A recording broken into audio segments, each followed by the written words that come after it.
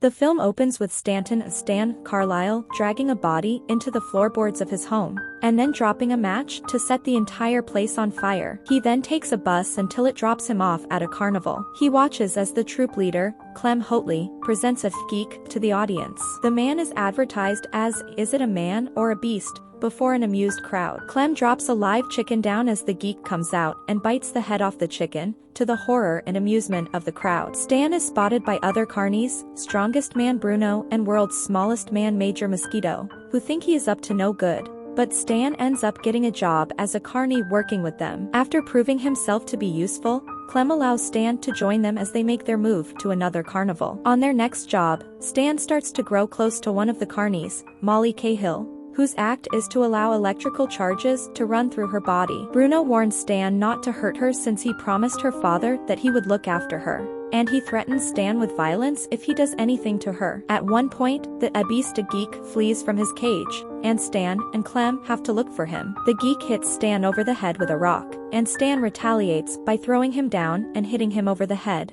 But Clem stops him from killing the man. Stan stays with fellow carny Xena, whose act is being a clairvoyant to the patrons.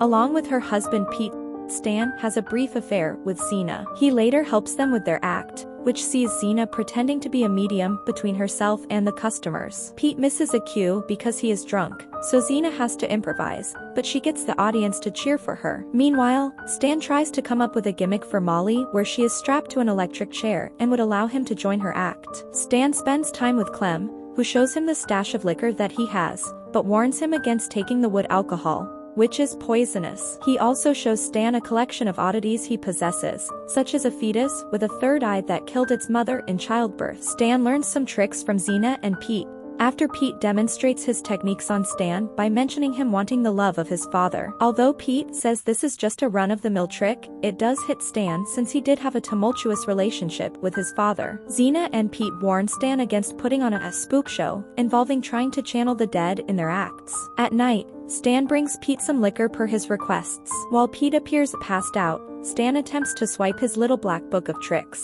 but Pete catches him. In the morning, Bruno and Major go to Xena and tell her something happened to Pete. Everybody runs to the middle of the field and finds Pete dead, having been poisoned. Xena wails over his body. As Stan grows closer to Molly, he eventually convinces her to leave the carnival behind and run away with him. When they start kissing, Bruno catches them and he starts punching Stan, but Molly holds him off and says she loves him and has agreed to go with him. On their last day, Stan says his farewell to Xena. He offers her Pete's book, but she declines to take it. 2 years later, Stan and Molly have put on an act in New York with him as the Great Stanton. He wears a blindfold and guesses what Molly is holding based on certain signals. During one show, they are approached by psychologist Dr. Lilith Ritter. She opts to do the act with Stan herself, asking him to guess what is in her clutch. Stan correctly guesses that she is holding a pistol in there. The crowd applauds. Afterwards, Stan speaks to Judge Charles Kimball, who employed Lilith to see if Stan was the real deal.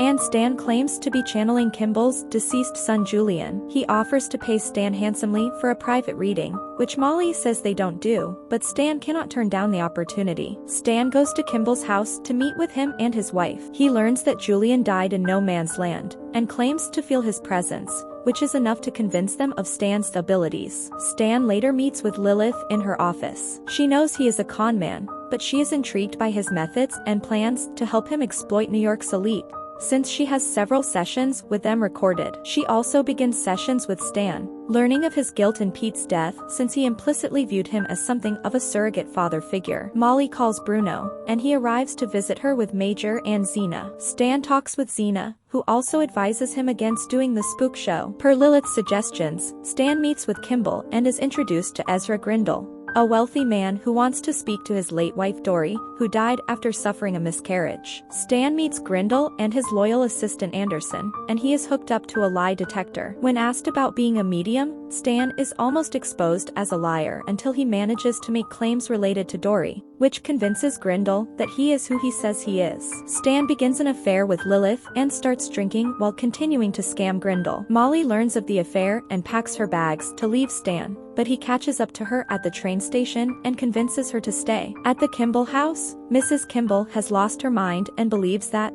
based on what Stan told her, that she will be reunited with Julian. She shoots her husband in the head before turning the gun on herself. Grindle wishes to see Dory again, so Stan plans with Molly to fake a seance since Molly slightly resembles Dory, based off a sketch he saw. Stan meets Grindle in the cemetery, where he admits to Stan that he abused women in his lifetime, and he feels responsible for what happened to Dory. Molly puts on her outfit and throws fake blood on herself. However, when Grindle gets too close and starts grabbing her, Molly backs out. Grindle becomes angered and strikes Molly before threatening Stan. Stan responds by punching Grindle to death, hitting him hard enough to break his nose clean off. Anderson comes out in response, but Stan and Molly begin driving away, and Stan runs Anderson over twice, killing him. When they get away, Molly leaves Stan for good. Stan returns to Lilith's office, where she reveals that she was scamming him and taking all the money he was collecting from Grindle. She shoots Stan in the ear, and when he attacks her, she gets the police to come. Stan flees before he is caught and runs to a train. A few years pass. Stan is now homeless, broke, and a full-blown alcoholic. He ends up at another carnival, where he speaks to the boss. He tries to offer himself to do the clairvoyant act, but the boss turns him away. He does offer Stan a drink and a job at being the new geek. Stan says he was born for it, and he begins to laugh through his sobs. If you like watching this type of content, then please consider subscribing to my channel. Thanks for watching.